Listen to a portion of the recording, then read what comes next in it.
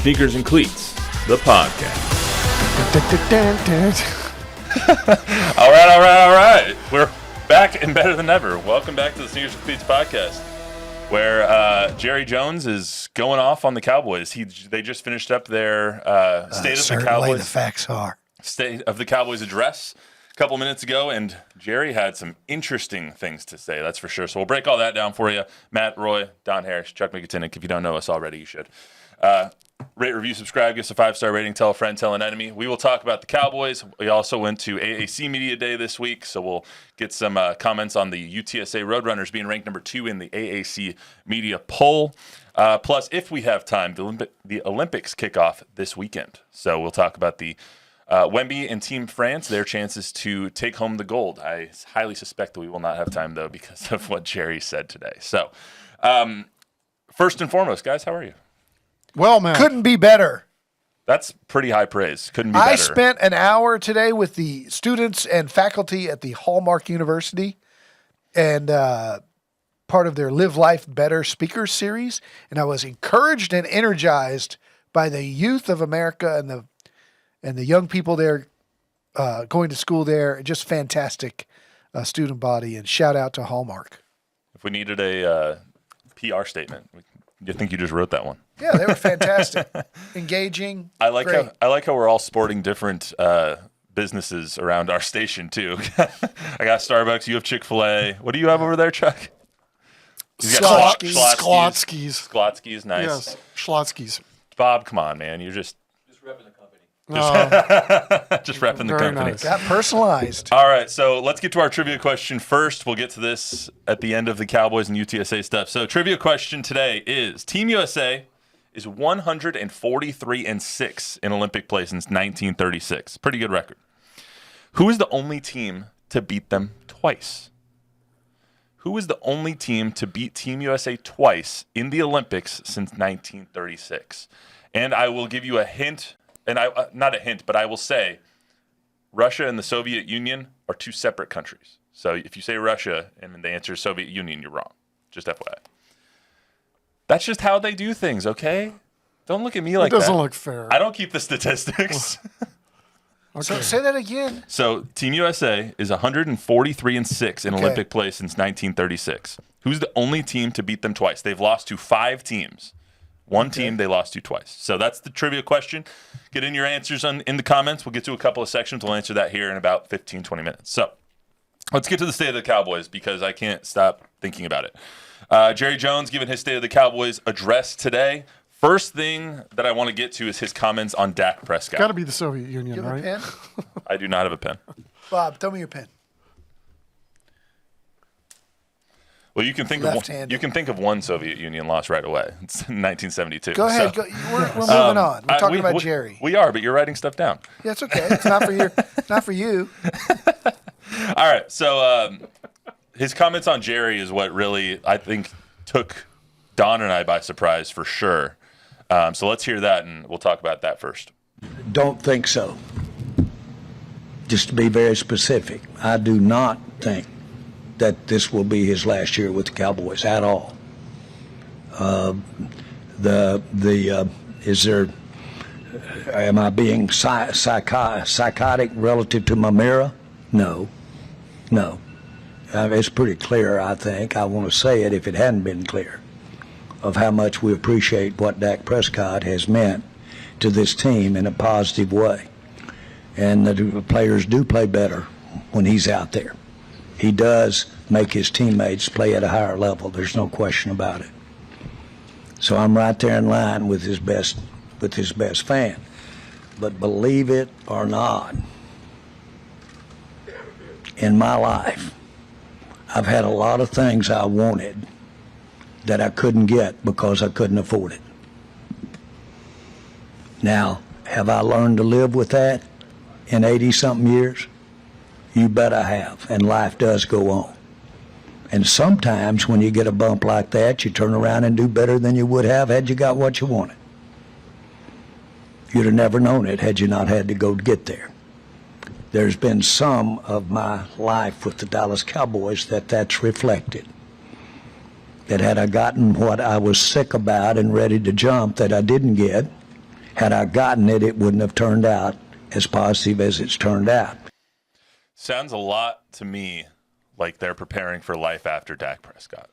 Well, I think they have to prepare for life without Dak Prescott, but some of this we have to take with an ion of salt too, because I remember time and time again us sitting here, Zach Martin, just as early as last year, Jerry John Alinen saying, 2 weeks into camp saying he's not going to budge and this isn't going to happen. You can't make all the money. He's already got his bag. He went on and on and on, and then boom, Zach gets a new 2-year contract out of the deal. Part of the reason why they're in the conundrum that they're in right now with their salary cap is because of things like this that has continually happened over the course of the last decade or so.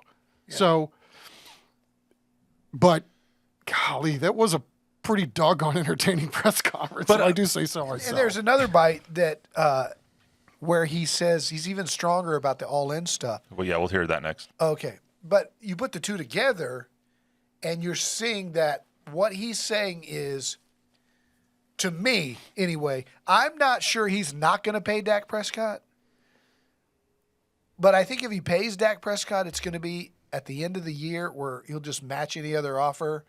And Dak may be so upset about things that he walks anyway. Dak will have the ability to. But it sounds to me he's not going to pay him until after the playoffs.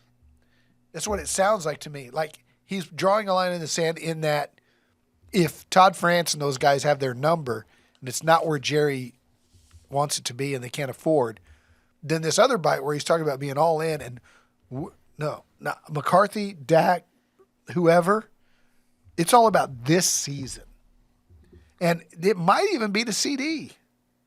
And it might even be the CD. Like, it's this year. And that's all we're talking about. You have a contract. Let's hear that bite real quick, and then I'll give my 2 cents afterwards. But I have spent my life doing it, and I dream about it every day. I'm into it. Here. I'm all in. I'm all in. Sometimes being all in means you narrow. You remove the months out here that are in the future, and you narrow it down to where all we're talking about is right now and the next playoff season, and that's it for everybody. We're all in. We're all in. It's all right there. Let's okay. We all got some things out here in the future, another 2 or 3 years on contracts, all that stuff. Let's all get in here. Zero right now in this. Dak's got his year. Contract. Let's focus right here. We all got a lot on the line for that playoff game. Obviously, he wants to do better this year than last year, but he said all in 5 times in that soundbite. And it's all in to see what the hell this roster is going to do this year. And it's Dak has 1 year left. Mike McCarthy has 1 year left. Zimmer has 1 year. So many other players and people have 1 year. Well, CD, they have, you'll hear from Steven here in a second. They have those guys for 3 years, basically. If you want to do the 5th year option, then you franchise. You can have CD for another 3. He'll be unhappy, but they have his rights.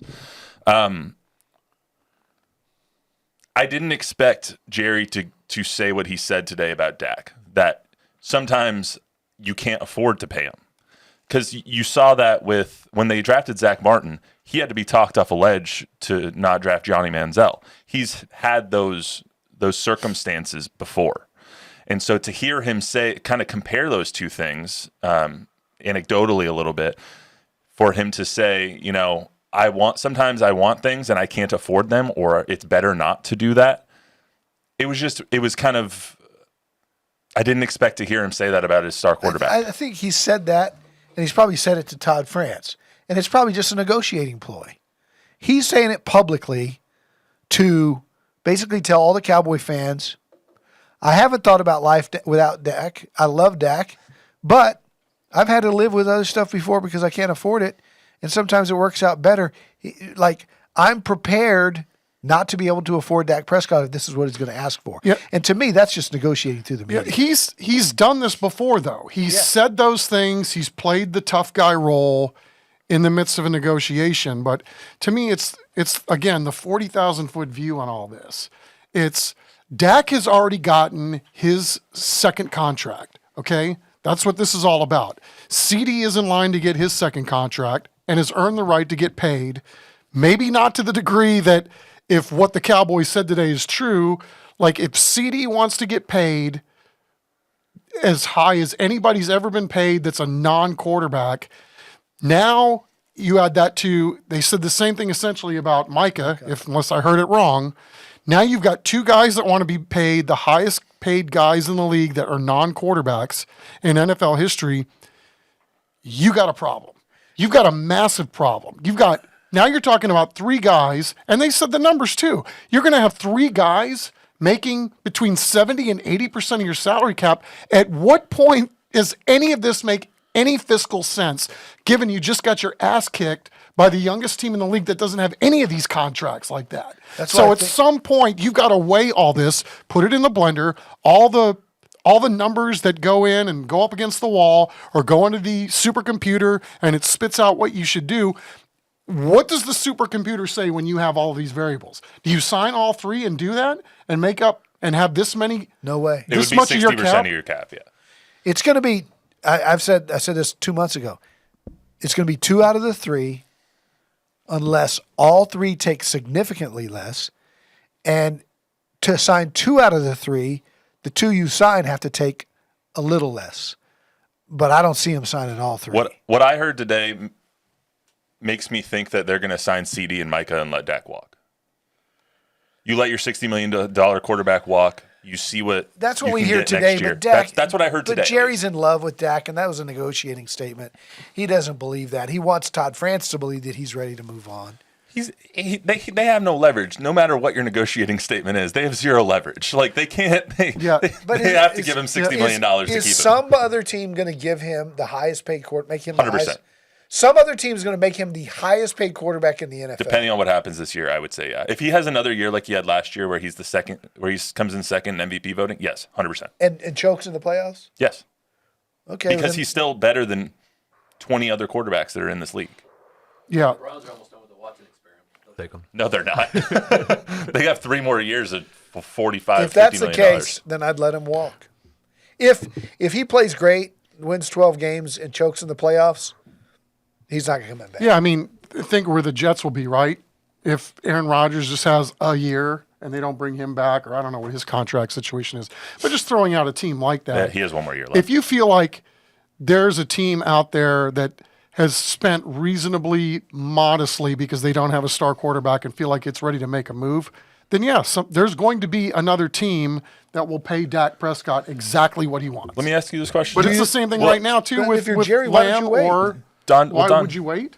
Why not just wait? And I'm with you. And you pay the same. I'm 100% If the with Jets you. say we're going to give him 60, we're going to make him the highest paid, then Jerry might say at the end of the year, okay, we will too. But why even put that option on the table and not just give it to him now? If that's He's trying gonna to be your motivate him to win.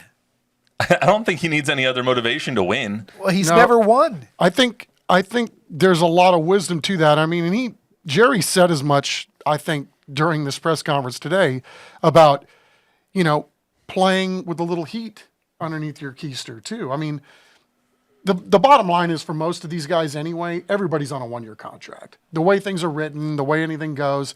We can talk about McCarthy playing out the last year of his contract. If they lose their first 7 or 8 ball games this year, he's not going to play 17. He's not going to coach 17 games this year. That's just the way it is.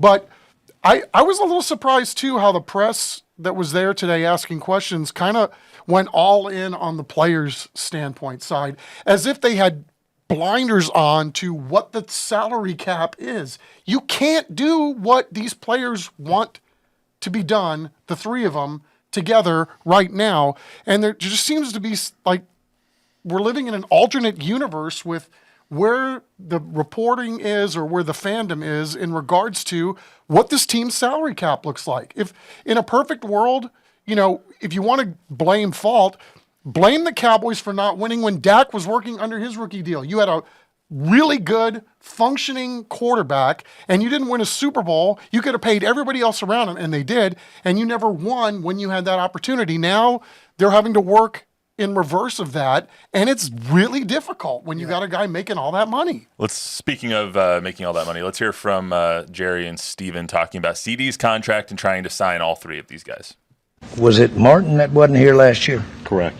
Correct. Pretty big deal. Okay? All buttoned up, contract and all. Wasn't here. Does that ever happen? Of course it does. Look all over the league. It happens all over the league. So I don't flare when it's happening to us. I'm aware of it. You must give me that I'm aware that we want to get these guys to camp. Business as usual, as far as I'm concerned. That's the point of that diatribe I just had before this. I'm used to this. I can live with this. No, I don't get bent out of shape over the fact that somebody is not here or here at all. You know, if we had these three guys done, there'd be somebody else. I can assure you. They kind of wait in line and seeing when it's their turn. Obviously, we had everything buttoned up last year, and Zach, who's had an unbelievable career, all-pro career, one of the best players to ever put on the helmet here, decided, hey, I've been under a long-term contract and I'm underpaid, and I want to be paid. It's going on San Francisco. You just look around the league. As Jerry said, it goes on everywhere. We have a very unique situation. We have a quarterback who played at the top of his game last year, second in MVP voting, who can leave. And then we got two players who can't leave here for 3 years. Theoretically, if we didn't sign either one of them, I guess we couldn't franchise one 3 years from now. But we could sign one of them. And both of them, rightfully so, believe they should be the highest paid non-quarterback in the league. And totally respect that. So very difficult situations that we're trying to work through with them. They want to win.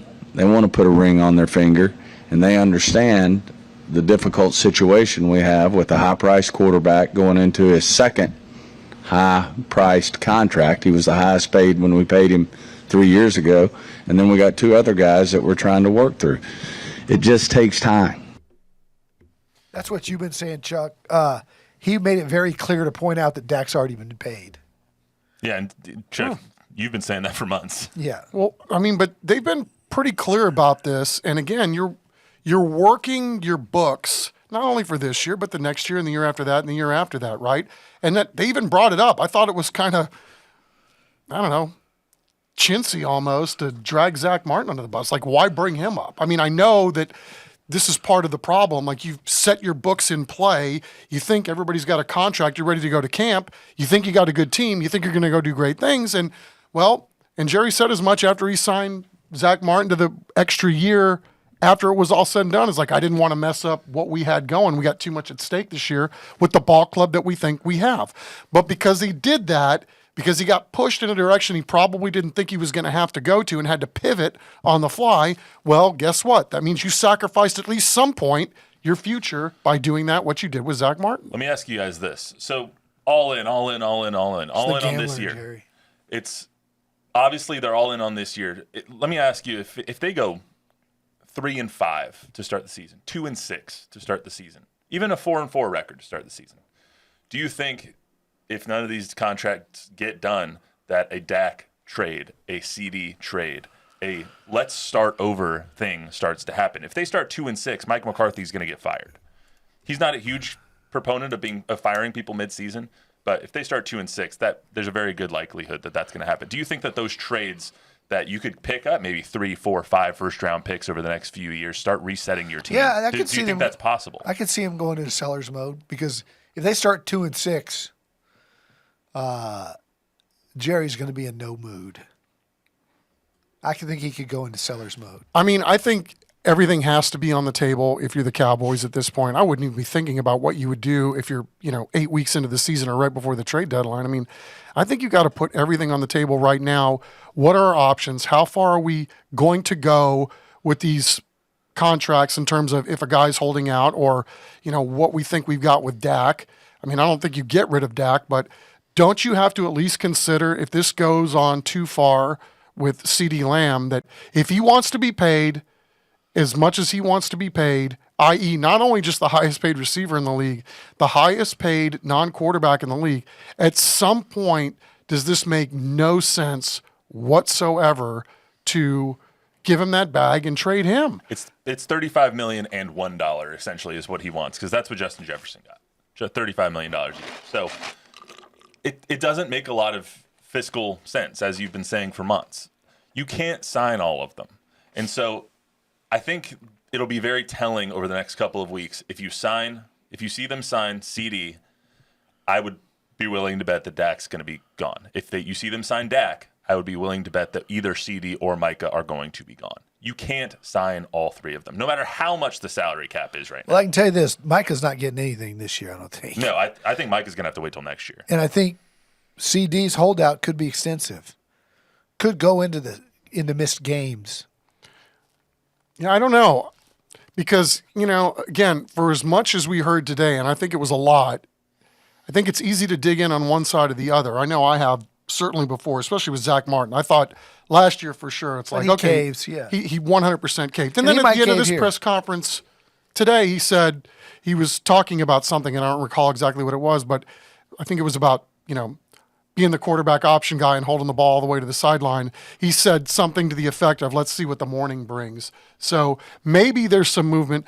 But again, if the other side of this, i.e. the players, aren't willing to budge on some of this, if it really is about being, quote unquote, the highest paid guy in the league for 5 minutes, then, maybe you have a problem. Maybe it makes it harder to get to where you need to go. I don't know. I mean, there's a lot of variables we don't know because we haven't heard from anybody in any of these other camps, but I don't know. It's the just other all thing is- typical Dallas Cowboy drama.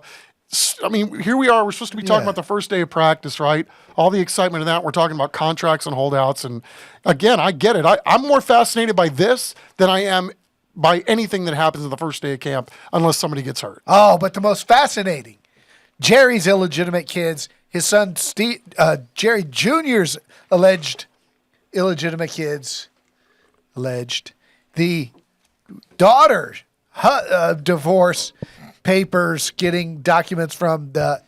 I mean, that stuff was. I'm not touching that. That was saucy. All alleged. All right. Well, But that was It's gonna be- we learned some things at that trial. I think it's going to be really interesting as we go through the next couple of weeks, because I'm usually I think that Jerry will cave. I don't know why. I get a different vibe this year, especially. That was the same thing I said last year. I know, but it feels different.